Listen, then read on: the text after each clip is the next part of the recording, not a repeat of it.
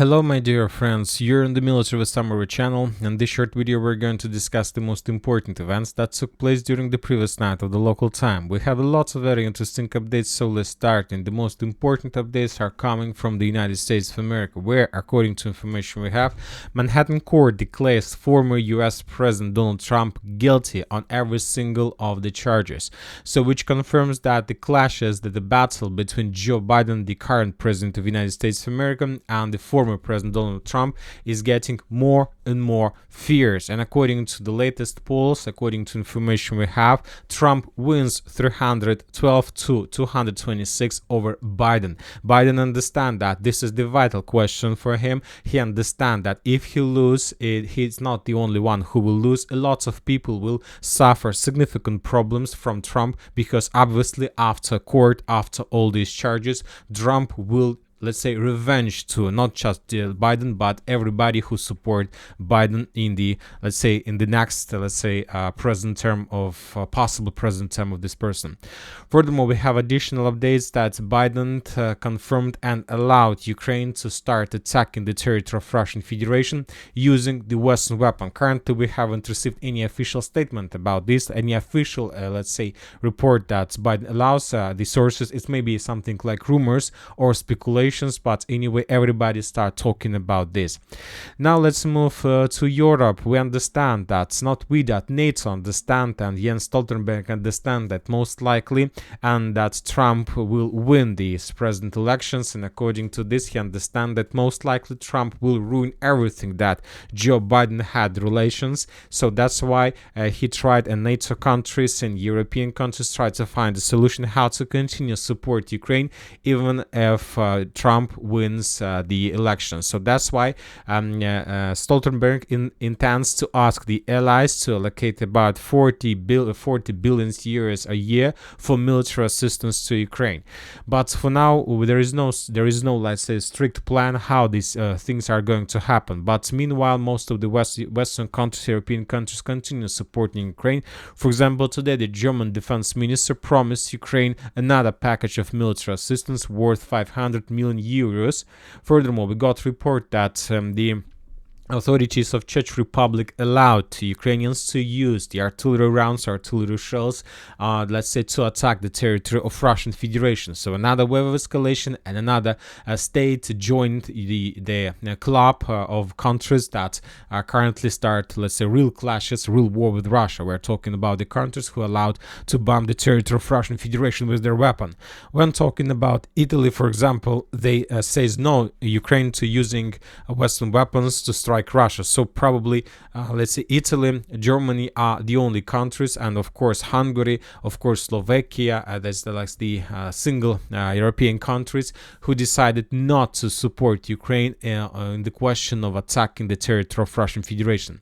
Now let's move to Ukraine. The situation is very difficult, and one of the most interesting update also is coming from, let's say, the territory of Russia and its allies. According to information we have, the Gomel district, the Gomel region of Republic of Belarus, this is the district that in the 2022 the Russians were using to start offensive in direction of Kiev, is ready for martial law. So I don't know what does it mean, what was the local authorities trying to tell, announcing this piece of news. But once again, according to the local authorities, this region is ready for martial law. Maybe the Russians are planning to start offensive to Kiev once again.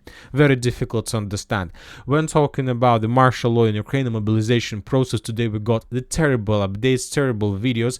For example, on this video we can see the borderlands between Ukraine and Romania, and according to information we have, the Ukrainian soldiers trying to reduce the number of people who try to escape the country, start mining the borderlands. Imagine yourself the mining process, let's say somewhere in Texas in the United States of America, trying to, let's say, avoid or reduce the illegal migration. Imagine yourself the National Guard of United States of America mining the borderlands for these purposes. Of course, it's impossible even to imagine, but when talking about Ukraine, it's possible to mine borderlands to reduce the number of people who try to, to cross the border. Of course, it will not reduce the people who try to cross, it will increase the number of people who most likely will lose their lives along the border with Romania and European countries.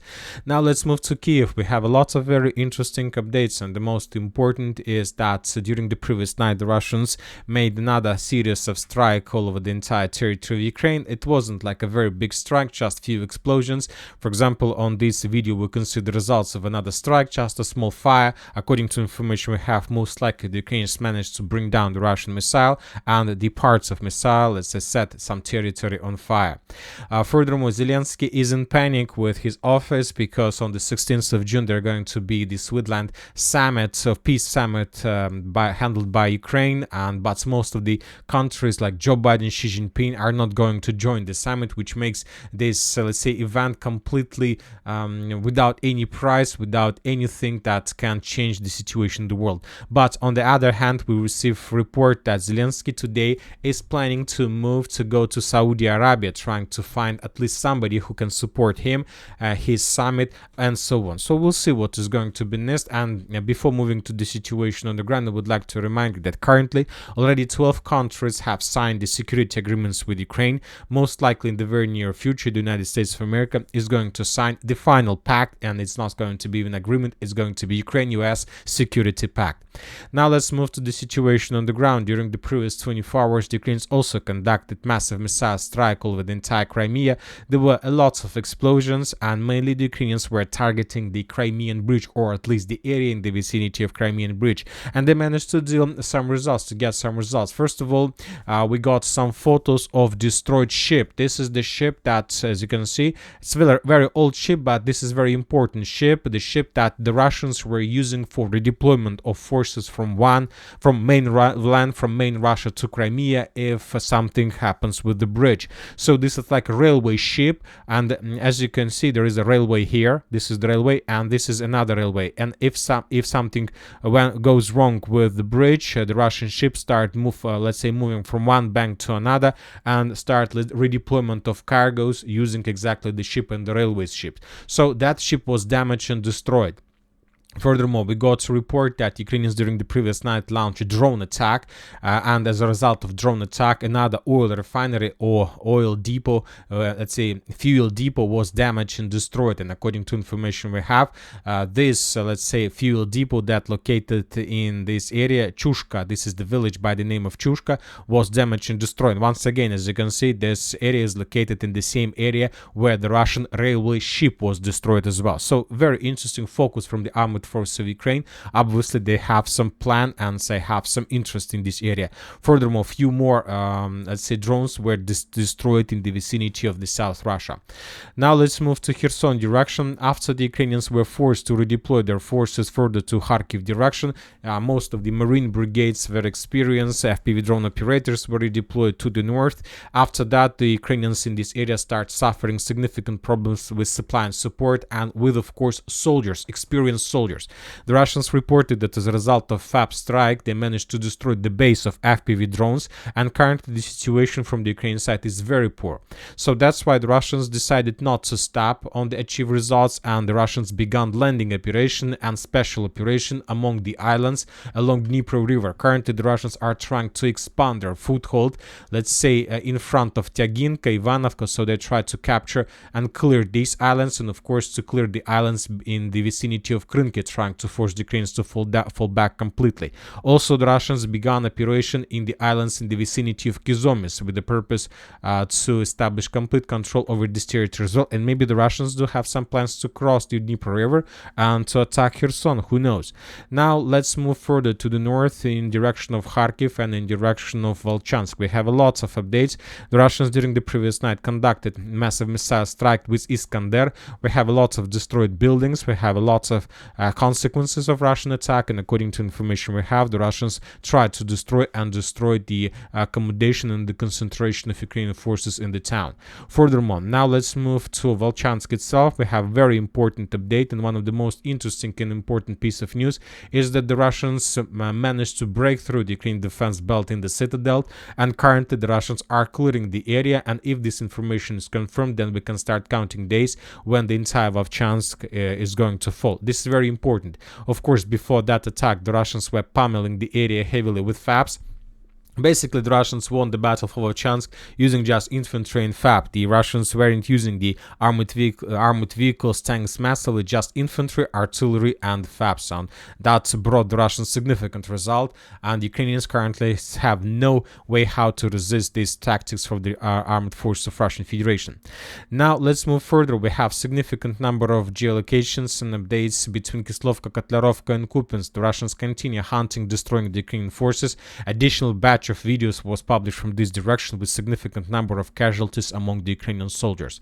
Now we're moving further. We got additional updates from Krasnogorovka direction. The Russians continue offensive operation, and as a result of very heavy clashes, the Russians managed to improve a little bit their positions further to the north in the vicinity of the industrial zone. The Russian soldiers published the video how they continue moving further to the north and how they managed to establish complete control over the town hall of Krasnogorovka. So this is the video when the Russian soldiers were moving under the cover of Ukrainian FPV drones, the Russians entering the building, and of course the Russians cleared this building as well. So the Russians continue. Of course, there is still a lot of job to do until the Russians are able to capture completely Krasnogorovka, but this is an ongoing process and the Russians are going to move further to the north. And that's it for the short video. Military Summary channel reminds we condemn any violence in the world. Thank you for watching. Subscribe to my channel, put your likes to my Patreon, and have a good day. Bye bye.